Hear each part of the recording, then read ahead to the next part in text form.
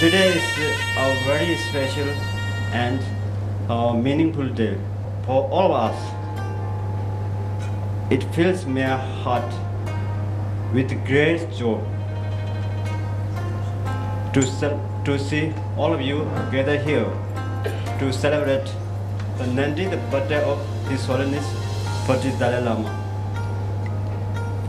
His Holiness is not only greater Buddhist master, but also a global symbol of peace, compassion, and non-violence.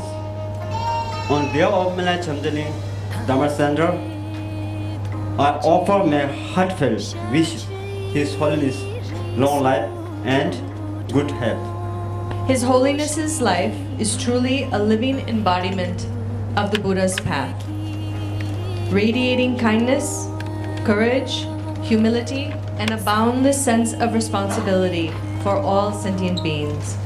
Today we honor His Holiness's long life and vast contributions.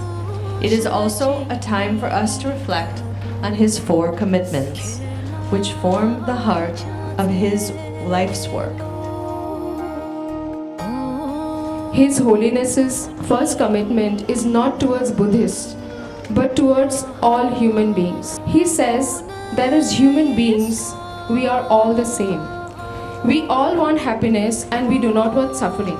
He advocates the cultivation of warm-heartedness and human values such as compassion, forgiveness, tolerance, contentment, and self-discipline. Even people who have no religious belief can benefit if they incorporate these human values into their lives. His Holiness refers to such human values as secular ethics or universal values.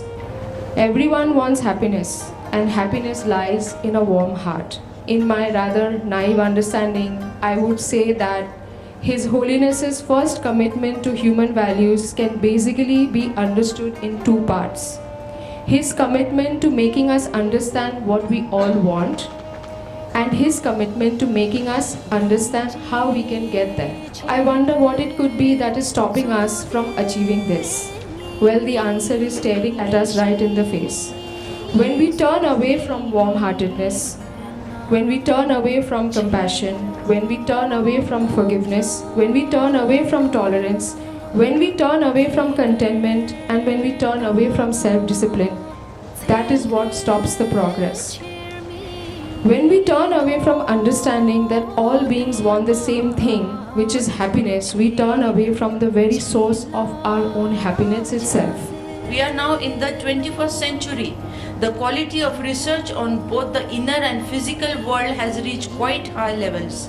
And thanks to the tremendous stride in technological advancement and human intelligence, the world is also facing a lot of new problems, most of which are man-made. The root cause of these man-made problems is the inability of human beings to control their agitated minds. How to control such a state of mind is taught by the various religions of this world. All of us can see that we tend to indulge in religious favoritism by saying, I belong to this or that religion, rather than making efforts to control our agitated minds. This misuse of religion due to our disturbed minds. He says, I'm a Buddhist practitioner and have a lot of faith and respect in the teachings of Buddha. However, if I mix up my love for the attachment to Buddhism, then my mind shall be biased towards it. So, a biased mind which never sees the complete picture cannot grasp the reality. And any action that results from such a state of mind will not be in tune with reality.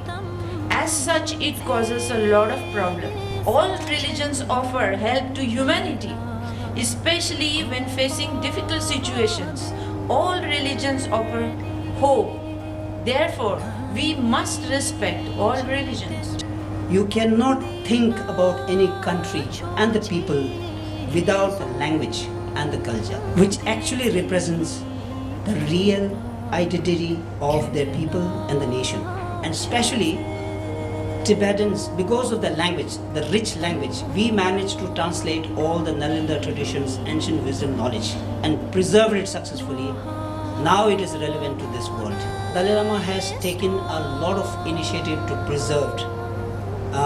One of the best example is when Dalai Lama has arrived in India as an exiled, and Pandit Nehru has asked him that how can we as the Indian government help you. So his first request was that I would like to give the education to the people who have come along with me, the younger children. So the Pandit Nehru says, no worry about that. You give me the list, I will send it to the best of the best schools in India. And Dalai Lama says, no, I would like to establish separate school for the Tibetans. The reason is so that we could establish a separate school to give education of Tibetan culture and language. And I am one of the product. Tibet is the highest plateau of the world. And Tibet is often called the third pole due to its vast glaciers and important as the water source for much of Asia. And the Dalai Lama stresses the sacredness of nature in Buddhist teaching and warns about the ecological degradation in Tibet due to deforestation, mining, damming, climate change. And he is one of the leaders who talk long back about that. Tibetan culture and civilization is focused more on inner values.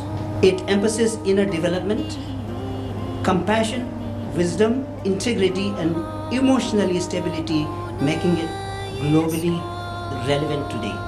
His Holiness has written a profound composition called In Praise of the 17 Nalanda Masters, which is a tribute to each of their contributions, starting with Buddha himself, Arya Nagarjuna, and the various Nalanda Masters. So now we can say that the entire Tibetan tradition is established from the Nalanda tradition. His Holiness is convinced that the rich, ancient Indian understanding of the workings of the mind and emotions, as well as the techniques of mental training, such as meditation, are of great relevance today. His Holiness categorizes the Buddhist texts into three categories. One is science, the second is philosophy, and the third is religion. Since His Holiness does not appreciate conversions, he says don't take religion from us, but you take science and philosophy from us. So in order to become happy, you don't have to convert into Buddhist. You just study the Buddhist science and the Buddhist philosophy. So the fourth commitment is essentially about making the science and philosophy of Buddhism accessible to everyone.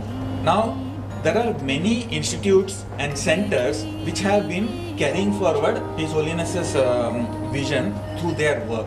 There is one institute called the Mind and Life Institute, which was set up as a platform by neuroscientists in dialogue with His Holiness. So what they do is they bring science and the Buddhist knowledge together in order to benefit a wider number of people. Then there is something called the C-learning. Okay, C-learning was developed by Emory University under His Holiness's guidance. C stands for Social, Emotional and Ethical Learning. Then there is this institute called Central Institute of Higher Tibetan Studies. It is there in Varanasi. Since 1980s, they have been translating the Tibetan Buddhist texts into Hindi. Then there is another center called the Dalai Lama Center for Tibetan and Ancient Indian Wisdom. This has been set up in Bodh Gaya. And lastly, but not the least, I want to talk about Tibet House because I am personally associated with Tibet House. And I know many people here, Sangha members are also attending the courses. Their main course is called Nalanda Master's Course. It's a 5-year duration course. Okay. Now the curriculum of this course is very similar to the curriculum which is studied in the monasteries. Okay. Only in the monasteries they study it much more rigorously. Here it is a little more theoretical, but of course depending on your interest you can continue studying further. And before I conclude my speech, I have also been receiving instructions from our own Geshe Lobsang Tenzin. This year he is conducting a 8-month series on a text called Lori, which is nothing but Buddhist psychology. So we are blessed to receive Buddhist psychology instructions from Geshe La so that we can understand ourselves better and be happy. With that, I would like to conclude my speech. Thank you so much. And a sincere thank you to all 4 speakers from Menlhai Jamtse for bringing alive the depth and meaning of His Holiness' 4 commitments. We will now proceed to the cake cutting ceremony, a joyful expression of our love and gratitude to His Holiness on his birthday.